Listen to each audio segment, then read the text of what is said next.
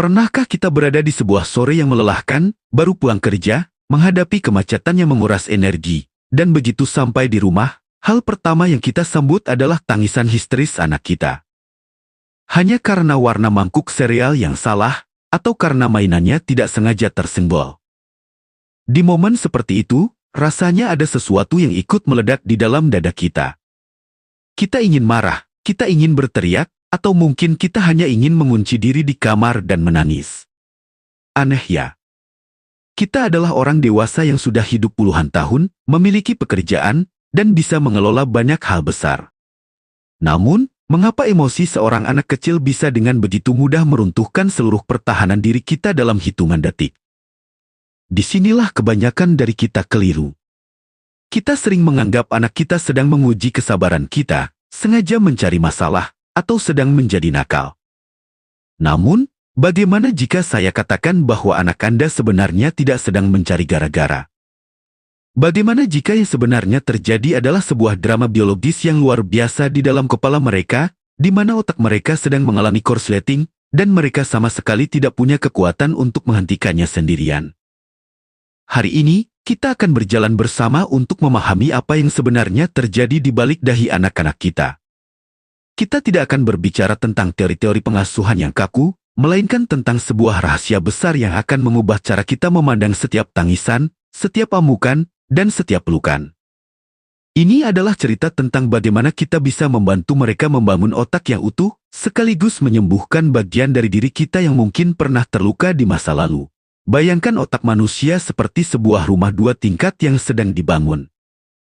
Lantai bawah adalah otak bagian bawah atau otak reptil dan mamalia purba. Ini adalah area yang bertanggung jawab atas hal-hal mendasar. Detak jantung, pernapasan, dan yang paling penting, reaksi emosional yang instan. Rasa takut, amarah, dorongan untuk menyerang, atau keinginan untuk lari, semuanya berasal dari lantai bawah ini. Bagian ini sudah berfungsi dengan sangat baik sejak hari pertama anak kita lahir ke dunia. Sekarang, bayangkan lantai atas. Ini adalah otak bagian atas, tempat di mana logika, empati, perencanaan, dan pengendalian diri berada. Disinilah keputusan-keputusan bijak diambil. Namun, menariknya, lantai atas ini belum selesai dibangun.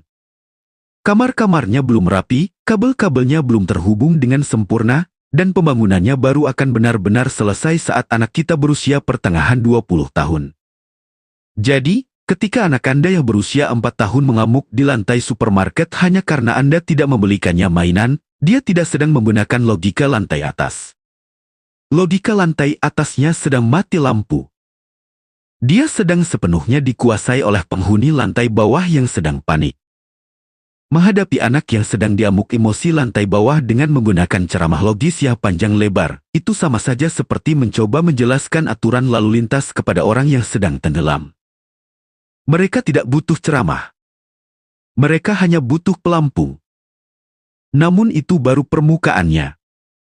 Otak kita juga terbagi menjadi 2 bagian, sisi kiri dan sisi kanan. Sisi kiri adalah si ilmuwan yang menyukai logika, kata-kata, urutan, dan fakta. Sisi kanan adalah si seniman yang merasakan emosi, membaca bahasa tubuh, dan menangkap suasana hati. Ketika seorang anak mengalami hari yang buruk di sekolah, mungkin temannya menolak bermain dengannya, mereka pulang dengan membawa badai emosi dari otak kanan. Mereka mungkin berteriak, "Aku benci semua orang, aku tidak mau sekolah lagi." Disinilah kita sering melakukan kesalahan fatal pertama. Kita meresponsnya dengan otak kiri. Kita mengatakan, "Itu tidak masuk akal, kamu harus tetap sekolah karena sekolah itu penting untuk masa depanmu." Secara logika, ucapan kita benar. Namun bagi otak kanan anak yang sedang terluka, kata-kata logis itu terdengar seperti bahasa asing yang dingin. Yang lebih mengejutkan lagi, ketika kita menolak emosi mereka dengan logika, otak kanan mereka merasa semakin terisolasi dan tidak dipahami. Akibatnya, amukan menjadi semakin besar. Lalu, bagaimana cara mengubahnya? Langkah pertama yang harus kita lakukan adalah sebuah metode sederhana namun magis, hubungkan lalu arahkan.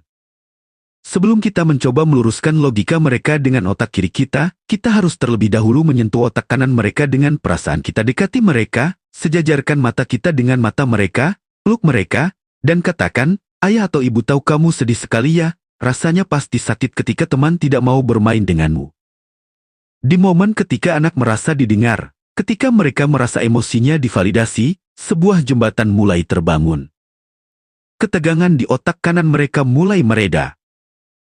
Begitu badai emosi mereda, barulah kita bisa perlahan-lahan mengajak otak kiri mereka berbicara untuk mencari solusi, tetapi ternyata bukan itu inti masalahnya. Ada satu bagian kecil di dalam otak bawah yang bertindak seperti alarm tanda bahaya. Namanya amigdala. Amigdala ini bertugas memantau situasi sekitar. Jika dia merasakan ada ancaman, dia akan langsung mengambil alih seluruh kendali otak, mengunci pintu menuju lantai atas, dan melepaskan hormon stres ke seluruh tubuh. Ketika anak kita berada dalam kondisi ini, mereka mengalami apa yang disebut sebagai pembajakan amigdala. Mereka tidak bisa berpikir, mereka tidak bisa mendengar, mereka hanya bisa bereaksi. Menariknya, amigdala kita sebagai orang dewasa juga bisa ikut terpicu. Ketika kita melihat anak kita berteriak, amigdala kita membaca itu sebagai ancaman. Tiba-tiba, lantai atas kita juga ikut terkunci.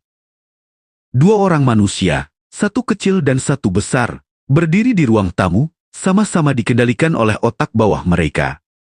Ini adalah resep sempurna untuk sebuah bencana domestik. Disinilah semuanya mulai berubah. Kita perlu menyadari bahwa tugas kita sebagai orang tua bukan untuk ikut masuk ke dalam badai mereka, melainkan menjadi jangkar yang menstabilkan mereka di tengah badai. Kita harus belajar mengenali kapan lantai atas kita sendiri mulai tertutup. Ketika kita merasa rahang kita mengencang, atau napas kita memendek, itulah tanda kita harus berhenti sejenak. Ambil napas dalam-dalam, mundurlah satu langkah. Sembuhkan dulu diri kita, sebelum kita mencoba menenangkan anak kita. Masih ada satu bagian yang jauh lebih penting yang sering kita abaikan dalam keseharian kita yang sibuk.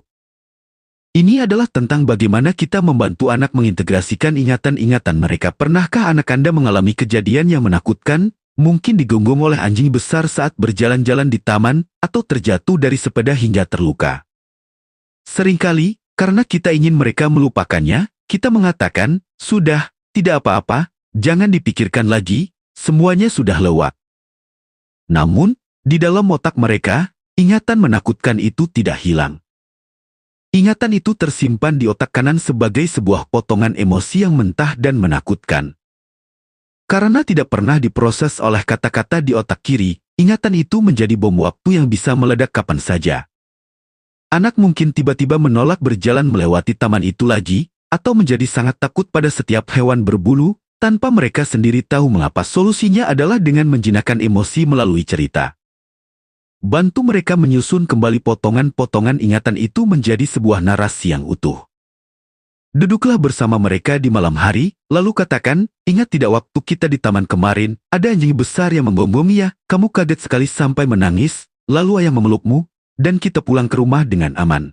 Ketika kita membantu anak menceritakan kembali pengalaman menakutkan mereka, kita sedang membantu otak kiri mereka memberikan label kata-kata pada emosi yang ada di otak kanan. Sesuatu yang bisa dinamai, menjadi sesuatu yang bisa dikendalikan. Ketakutan yang tadinya terasa besar dan abstrak, kini berubah menjadi sebuah cerita yang memiliki awal, tengah, dan akhir yang aman. Mari kita merenung sejenak, melihat rutinitas kita sehari-hari di Indonesia. Kita sering terjebak dalam pola pikir bahwa mengasuh anak adalah tentang kedisiplinan yang kaku. Kita ingin semuanya serba cepat, serba patuh.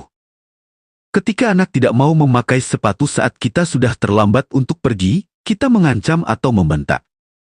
Kita lupa bahwa bagi anak kecil, dunia ini berjalan dengan ritme yang jauh berbeda. Setiap kali kita memilih untuk menarik napas, menurunkan nada bicara kita, dan mencoba memahami bagian otak mana yang sedang mendominasi anak kita, kita sebenarnya sedang melakukan sebuah operasi mental yang luar biasa. Kita tidak hanya sedang menyelesaikan masalah di menit itu, tetapi kita sedang meletakkan batu bata pertama untuk kesehatan mental mereka di masa depan. Bayangkan jika setiap anak tumbuh dengan orang tua yang tidak membalas amukan dengan amukan, melainkan dengan kehadiran yang tenang. Mereka akan tumbuh menjadi orang dewasa yang tahu bagaimana cara meregulasi emosi mereka sendiri. Mereka tidak akan menjadi orang dewasa yang meluapkan stres kerja dengan marah-marah di jalan raya, atau menjadi orang dewasa yang melarikan diri dari masalah dengan cara-cara yang merusak diri. Perjalanan ini memang tidak mudah. Akan ada hari-hari di mana kita gagal. Ada hari-hari di mana kita kehilangan kesabaran dan ikut berteriak. Dan itu sangat manusiawi. Jangan menghukum diri kita sendiri karena ketidaksempurnaan itu.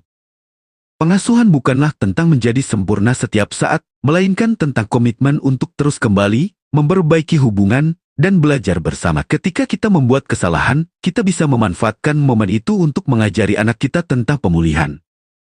Kita bisa mendatangi mereka, memegang tangan mereka, dan berkata, "Maafkan ayah atau ibu ya, tadi ayah berteriak karena ayah sedang lelah, itu bukan salahmu." Disitulah anak belajar bahwa hubungan yang retak bisa disambung kembali, dan bahwa cinta selalu lebih besar daripada kemarahan. Sekarang, saat audio ini perlahan-lahan mendekati akhirnya, mari kita bawa pulang satu pemahaman utama ini. Anak kita bukanlah sebuah proyek yang harus kita perbaiki atau sebuah masalah yang harus kita selesaikan. Mereka adalah manusia kecil yang sedang berjuang memahami dunia yang sangat besar dan membingungkan ini dengan otak yang belum sepenuhnya selesai dibangun. Nanti, ketika Anda mematikan perangkat ini dan kembali ke kehidupan nyata, lalu Anda melihat anak Anda mulai merengek atau membuat masalah, cobalah untuk tidak langsung merespons dengan kejengkelan yang biasa. Berhentilah 1 detik saja. Lihatlah ke dalam mata mereka.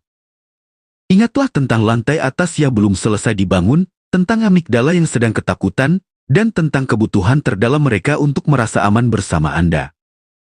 Ubah pandangan kita dari pertanyaan, "Mengapa kamu membuatku susah?" menjadi pertanyaan yang penuh kasih, "Hal berat apa yang sedang kamu alami di dalam sana, dan bagaimana aku bisa membantumu melewatinya?" Karena pada akhirnya, momen-momen paling menantang dalam pengasuhan bukanlah gangguan dari tugas kita sebagai orang tua. Momen-momen menantang itulah tugas kita yang sebenarnya.